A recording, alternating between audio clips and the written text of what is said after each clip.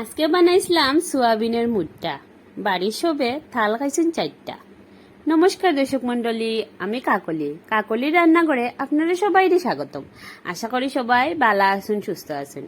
আজকে আমি আপনার লিগা আরেকটা নতুন রেসিপি লিয়ে হাজির হয়েছি। আজকে বানাইমু সোয়াবিনের মুট্টা। তো মুট্টা বানাইর লিগা প্রথমে আমি সোয়াবিনটা একটু সিদ্ধ দিলাম গরম জল, একটু খানিকক্ষণ জল দিয়া যখন একটু বলহানি দিব তখন নামাইলাম। এরপরে আমি এদিকে কিছু ডাইল রে 2 ঘন্টা লাগে ভিজিয়ে রাখছিলাম। মুসুরি ডাইল রয়েছি আমি, তোমরা অন্য কোনো জাতের ডাইল লইতে পারো। তো মুসুরি ডাইলটারে ভিজাইয়া আমি মুসুরি ডাইলে মিক্সারে দিয়ে একটা পেস্ট করে দিছি। এদিকে সোয়াবিনটারেও আমি সেম ভাবে ঠান্ডা ওনের পরে হাত দিয়ে চিবিয়া জলটা ফালাইয়া সোয়াবিনটারও আমি একটা পেস্ট বানাই দিছি। এখন সোয়াবিনের পেস্ট, ডাইলের পেস্টের মধ্যে আমি দিলাইছি পেঁয়াজ কুচি, কাঁচা লঙ্কা কুচি, আদা কুচি, জিরার গুঁড়া, ধনিয়ার গুঁড়া, লঙ্কার গুঁড়া, স্বাদ মতো লবণ, আর দিছি আমি 1 চামচ মৌরি। মৌরিটা কামড় ফললে খুব মজা লাগে। তো তোমরা এরকম একটু মৌরি দিবা, খুব মজা লাগে। একটু বড়া টড়া হলে আমি মাঝে মধ্যে ইটির মধ্যে মৌরি দিই।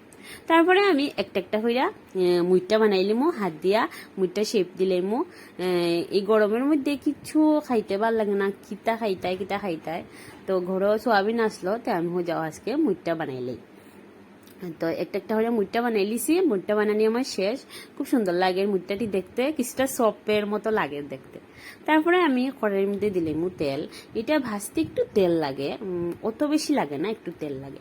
তেল দিয়ে আমি সবটি মুটটা একলগে ভাজতাম না, কয়েকটা দিমু প্রথমে দিয়া এটি আমি ভাজমু একটু গ্যাসের আগুন একটু লো ফ্লেমে রেখা ভাজলে খুব ভিতর থেকে খুব মশমশা হয়। এটাই খাওয়ান যায় তরকারি ছাড়া, এটাই খাইতে খুব মজা লাগে, খুব টেস্টি লাগে। দেখো আমি এরপরে পরেরটিও দিয়া খুব সুন্দর করে ভাজি লিয়েছি। কোনো ভাঙ্গা অঙ্গার কোনো চান্স নাই, খুব সুন্দর করে ভাজা হয়ে যায়।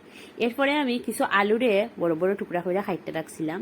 আলুর মধ্যে একটু লবণ আর হলুদ দিয়া আলুটারও আমি সেম ভাবে লাল লাল করে ভাজা তুলিলাম।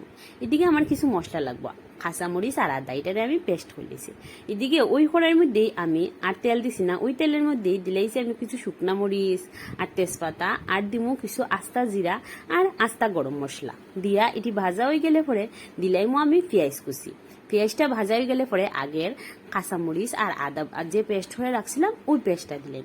পেস্টটা দিয়া এখন আমি দিলাইমু হলুদ গুঁড়া, লঙ্কার গুঁড়া, জিরার গুঁড়া, ধনিয়ার গুঁড়া দিয়া আমি একটু জল দিমু। জল দিয়া আমি মশলাটারে খুব ভালো করে কষাইমু। যতক্ষণ না মশলার উপরে খুব ভালো করে তেল ভাসিয়ে উঠছে ততক্ষণ আমি মশলাটারে খুব ভালো করে কষাইমু।